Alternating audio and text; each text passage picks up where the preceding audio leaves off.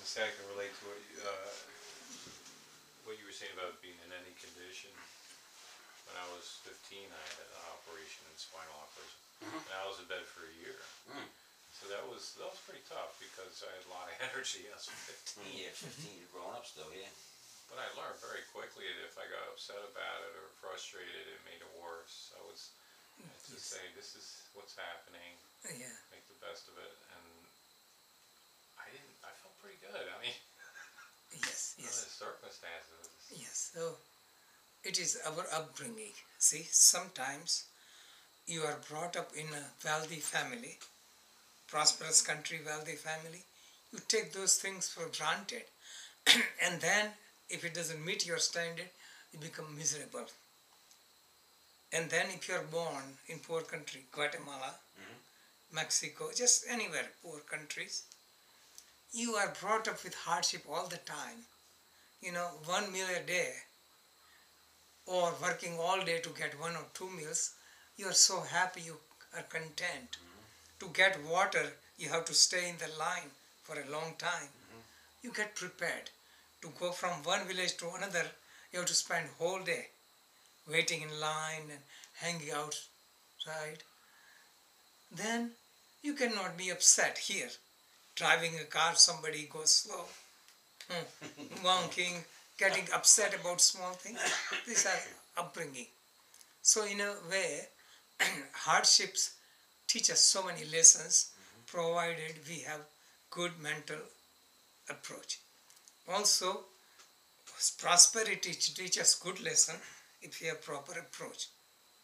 Generally, we learn more lessons in hardship than prosperity.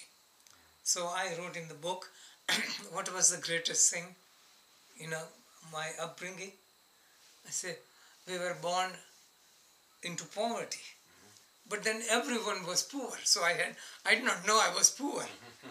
So really, and just small place to share, just like one cabinet with brother, sister, just small area, just, so much hardship we took for granted. So that discipline was so good.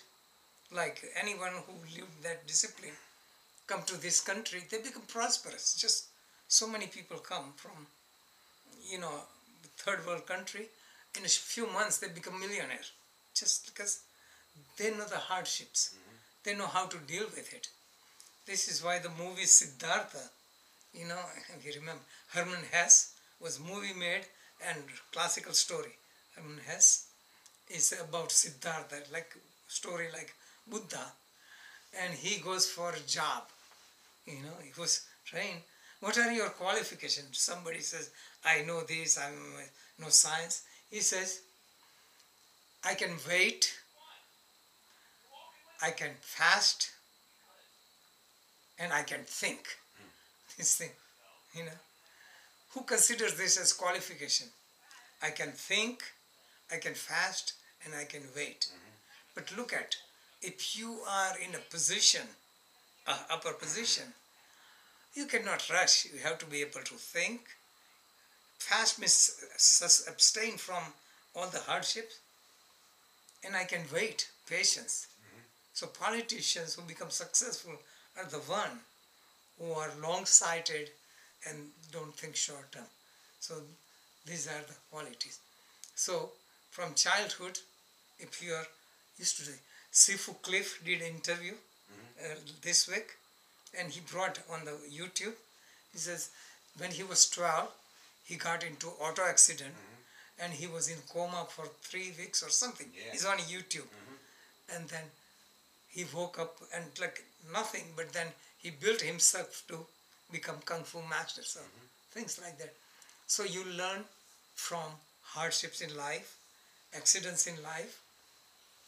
And for me, I'm just going in this direction, like simplifying life. Got rid of health food store, Ocean City, came here, and still reducing. Like I'm not doing anything to build classes or going anywhere. It naturally came. I'm not trying anything to spend more time to myself.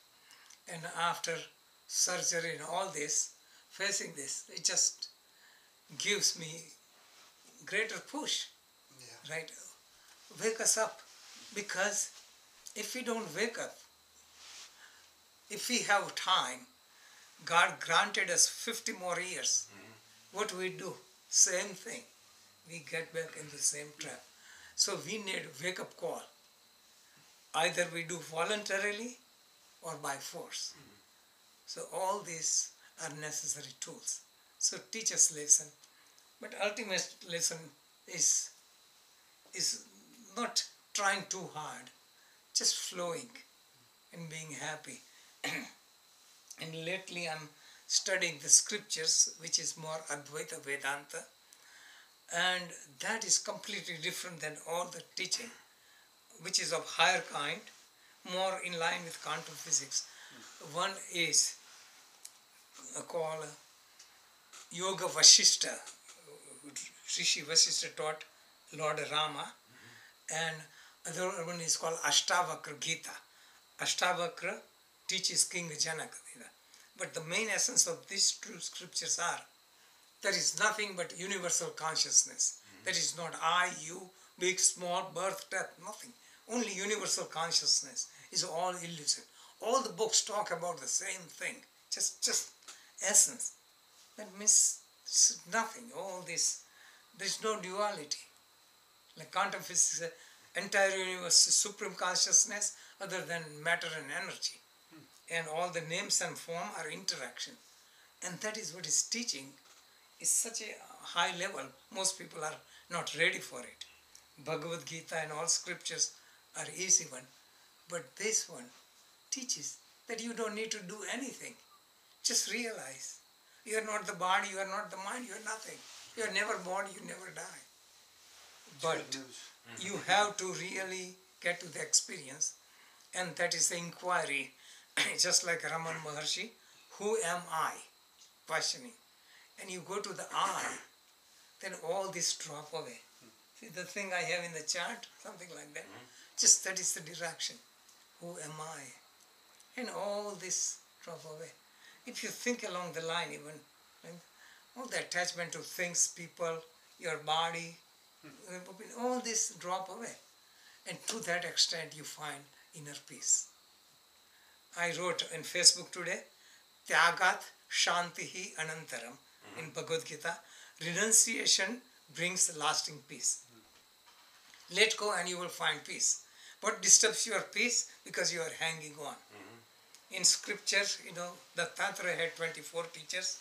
In the books I put some of the main teachers.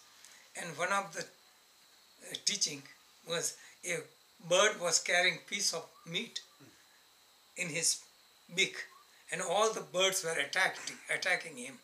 As soon as he dropped, they got rid of all the people. So as long as you are hanging on, world will surround you. Let go. This is one of the 24 teachers. Then what will I eat? If I drop the meat, what will I eat? Right. So I eat something. yes. Here, hanging on to anything is meat. So something. So, why do people kidnap somebody or blackmail somebody? They can get something, right? But they don't kidnap somebody. They cannot get anything.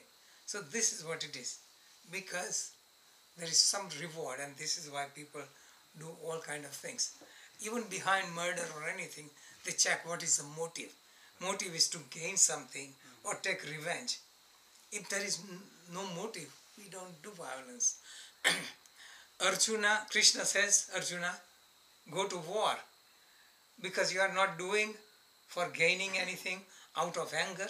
It is your duty. So if you even go to war without your intention of gaining anything, you are not doing any violence.